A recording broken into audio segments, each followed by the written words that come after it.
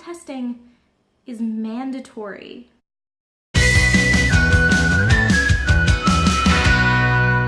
Hi guys, so it's been a long ass time since I have recorded or uploaded anything, and that kind of sucks. And I feel like I don't have a lot of good reasons, but I'm gonna try to start getting back on track. And what I've been really wanting to do is start talking about ideas that I have, you know, like things that I've been thinking about more than, you know, trying to do a lot of fancy schmancy editing things, and more kind of like my thoughts about topics. I mean, I'll do both things.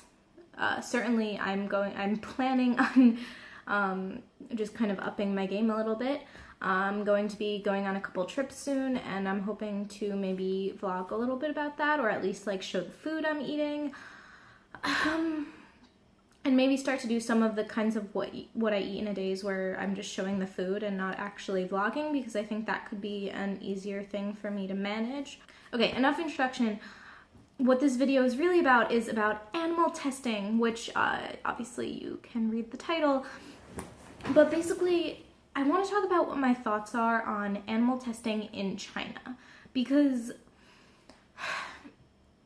this is something I didn't know before I got to China, which is that animal testing is mandatory for cosmetics and like those types of products, right? So like any soap, shampoo, conditioner, face wash, you know, like hair dye, like basically anything that's made in China, or sorry, I lied, anything that's sold in China has to be tested on animals. It is a mandatory thing for it to be tested on animals. And how do I navigate that as a vegan, right?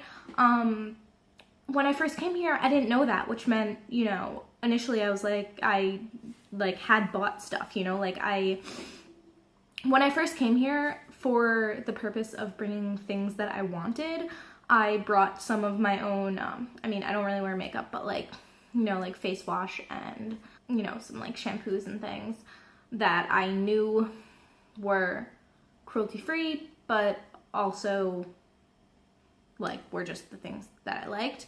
Because if I'm being completely honest, I think that I'm still kind of early enough into my transition into veganism. I mean, it's not a transition anymore. It's been like almost 2 years.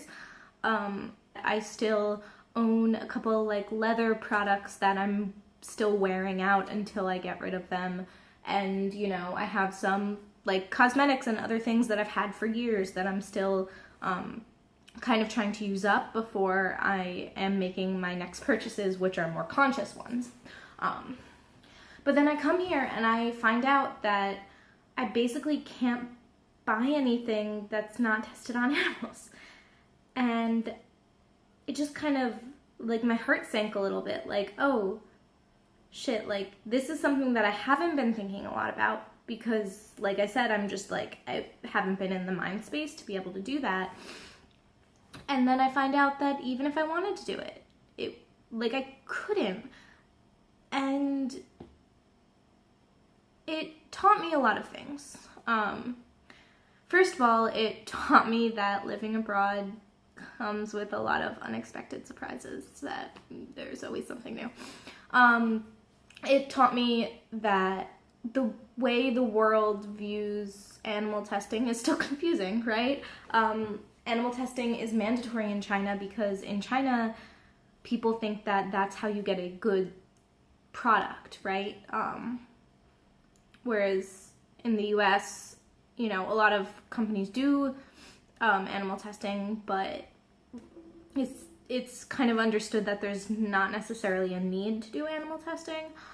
Another thing that it taught me is which of the brands that I've been using for years before I ever thought about veganism and before I started trying to like be more ethical in the things that I bought. Like, I own things that I'm like, oh, that brand, the thing right there, that was tested on animals. And so now, like, when I go into a mall and I see, like, Origins or Clinique or something, And I'm like, oh, they sell that here in mainland China? That means it's tested on animals. I guess it makes me think twice about what products I do want to buy when I'm in the US. And honestly, though, it has made me think about how imperfect veganism is, and how,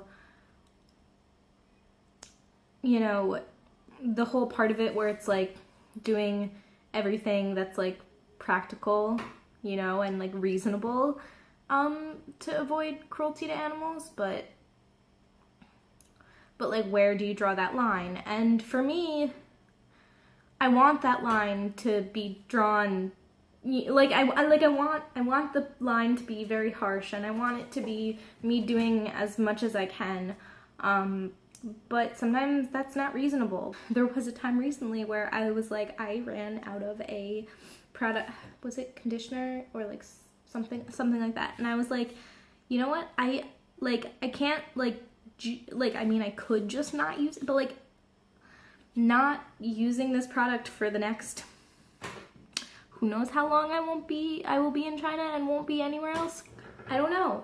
And so I like had to think about that, and I had to think about like what it was worth for me to like not have any version of that product, and that kind of sucks. And I made a hard decision to buy something that I wouldn't otherwise necessarily want to buy. And it's made me like on and off, like it's made me start having to think about it more a little bit. I made the mistake of like forgetting to bring more stuff when I went back to the US a couple of weeks ago. Like bring back more products that I could like say get at Lush or somewhere that I like knew that there was not only vegan products but like no animal testing. And of course I really like a lot of stuff about Lush because they have a lot of like no waste, you know, like they like don't have a lot of packaging, and you can reuse the packaging as necessary. But what I really started to think about is like how hard I was gonna have to work, and I just like, I'm okay with it. I'm okay with having fucked up is what the end of it is. But I'm also now starting to actively think a little bit more about it. For example, I'm going to Japan in a couple weeks, and they have Lush stores in Japan, and they have like, when I go to Japan, I will have access to stores where I can buy some cruelty-free products, stuff my bag with them, and take them back home. And that's what I'm going to do, because after that trip in May, I don't know the next time I'm going to be outside of mainland China.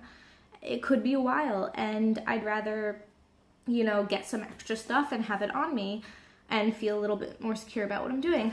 But I think kind of moral of the story is like, you'll make mistakes. If you live in China and you're trying to be vegan, you will definitely make mistakes. Like, it is almost impossible not to, unless if you've literally never eaten out and you only have products that you've bought outside of the country, like, then I guess you're fine. But otherwise, and of course you would have to be fluent in Chinese, so.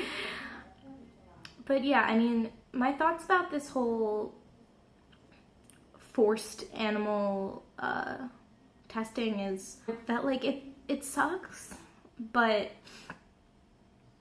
it's a good thing to know. And so like anyone else that's been thinking about coming to China or has visited China or might live in China in the future, like think about that. Think about like, not like think about it like don't come because of it, but like if you happen to want to be buying things that are not tested on animals, what does that mean? What are you going to have to do to make that happen?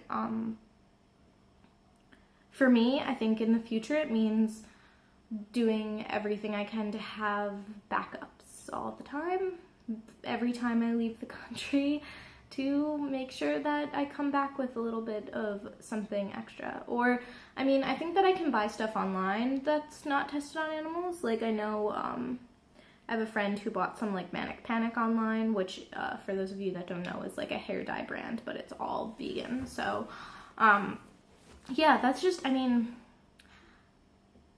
I feel like it's just a really interesting thing to learn about the place you live, that a lot of people don't know about or don't think about, or, you know, maybe think about the countries where animal testing is, like, not allowed at all and say, oh my god, that country is so much better than where I live, and they don't think about how there are countries where the opposite is true, or where, like, every plate of vegetables has little bits of meat, or, like, chicken broth or fish sauce or something, and that, like, you can tell the waiter you're a vegetarian and you don't eat that, and they'll still give it to you.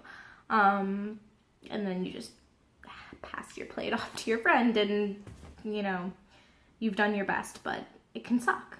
You know, like, I loved living in China, but some things about living in China and wanting to live the type of lifestyle that I want to live, sometimes it just sucks. I think that's all I really have to say about it, and I want to say, like, thank you guys for watching, anyone that does.